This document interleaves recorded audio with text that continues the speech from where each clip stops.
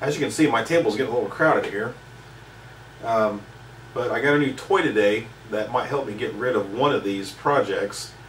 I have a Turbo Duo board that has a 5-volt to ground short, and a thermal camera is awesome for finding such faults. So I'm going to dig in a little bit here and see if I can show it real quick. Okay, so here's the FLIR i5. FLIR, whatever. I might do a review on this a bit later, but the first thing I can already say is I'm not impressed with the image on the screen. On my Fluke TIR, I could actually focus, and I could really tell component from component. But with this, it's almost like an autofocus or something, but I don't know. It just doesn't work for me. Let's see if I can turn the Duo on here. Hey, look at that. That is the heat sink for the 7805 that is shorted. And right away, seeing a huge hot spot right there. But I'm so out of focus, can't quite tell what it is. That's terrible. Look at that, but it's showing 190 degrees. Another thing I'm curious of is if it's on the top or bottom of the board. Let's see if I can flip this over without too much hassle.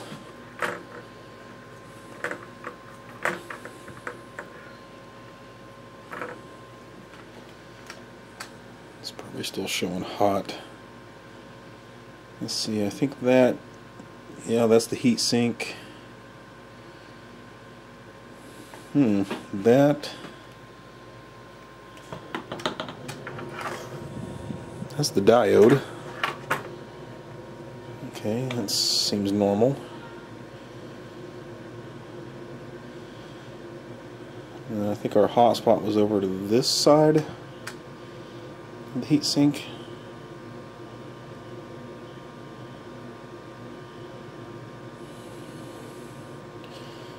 So let's turn it back on again.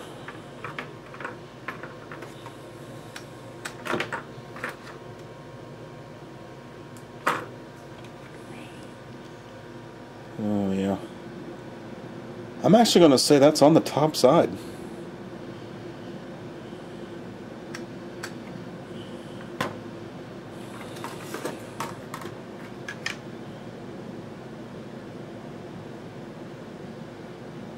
It's not that chip.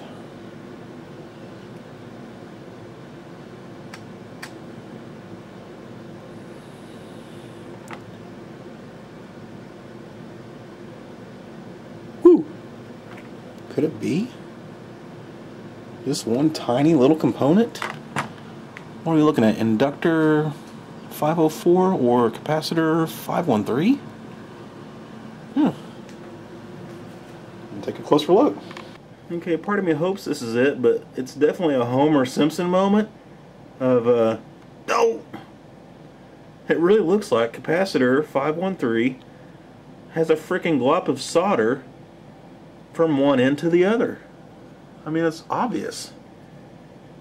So, I'm going to see if I can desolder it, clean it off, and see if we unbridge the connections. That looks much better.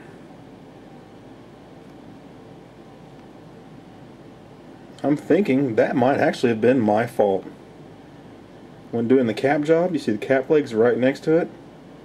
It's quite possible that the tip of my soldering iron, probably not this soldering iron, but the tip may have actually been soldering the leg and the capacitor at the same time. Oh man. Let's check continuity here. Okay. I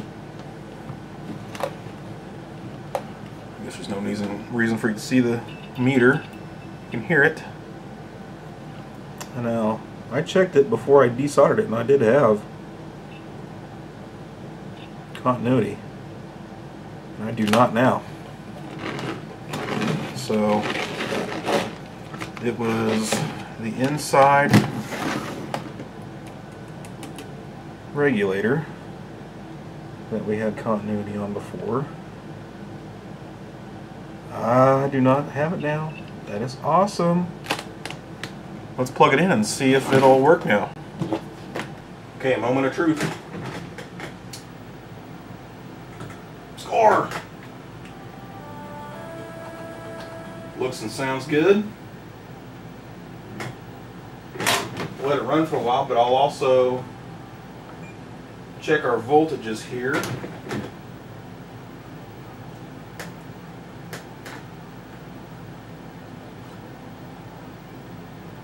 .03, 5.03, let's see, 5.034,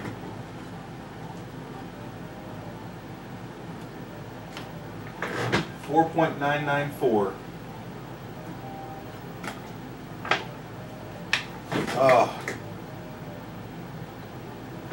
All because of a little solder on a little SMD cap. Are you kidding me? This is why I listen to heavy metal music. Shit like that angers the hell out of me. But silver linings for me. I've made some videos about how to look for the short. I've made a video about the short sniffer, which I'm not really sure if I posted all of that video. I might later. It really didn't work for me. That thing, remember? There's another one I was going to get. I can't remember the name of it. Not Tone-Ohm, but the other one. The guy's actually going to make a new one, but I couldn't get a hold of an old one at all. I'd still like to get one, actually. It looked awesome. I'll probably do a review video on the FLIR i5. But what about the owner of this Duo? I've had this Duo for a month and a half, 2 months, maybe more. Just because a little of a solder on an SMD cap. Well, I'm sure he'll be happy to get his Duo back. Still got to charge him for the cap change, though. Well, I think I'll let this run a while. I'll probably test voltages again here later. I'm thinking we got it fixed. But you'll notice how easy it was to find with the thermal camera. I mean, just boom, there it is. That's what I love about it. But I had a Fluke TIR, and I'm getting ready to put a roof on my house. So I was like, I got to sell this because, you know, it's worth $3,000 or $4,000. I ended up selling it for about $3,000, and I only paid right at $1,000 for this FLIR. I can tell you already, I'd rather have the TIR back. Not being able to focus like that sucks. So now what? Oh yeah, I was going to read you the email. He says, I have a Turbo Duo that will not power on.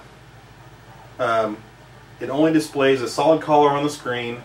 I would guess it is the caps problem that everyone talks about, but I cannot be sure. I know the fuse is blown out as well, but that happened after it wouldn't power on. What? The laser was replaced by me a year or two ago, so that shouldn't be any issue, which I haven't even plugged in the laser yet. I definitely will do that and dial it in for him. I always do that after a cap change. So it's quite possible that, and I don't remember, it's been so long, that somebody tried to change the caps before me and caused that solder bridge on that cap, and that's what blew the fuse. And the fuse was blown when I got it. I actually harvested a fuse from this Duo, which I'm working on component with, and I actually have only a 1.5 amp fuse on that board, and it seems to be working fine, but originally it's a 3 amp fuse. 3 amps, and it was blown. Just a little bit of solder on a cap. Holy crap. Okay, anyway, I think we're done with this one. One last thing. This is the one that I made the little video about repairing the traces underneath the hue card. it worked, because he said in his email he had solid color screen, which those traces come right off the cue card slot. That's what it was. So I fixed that as well as the 5 volt to ground short. So yeah, awesome.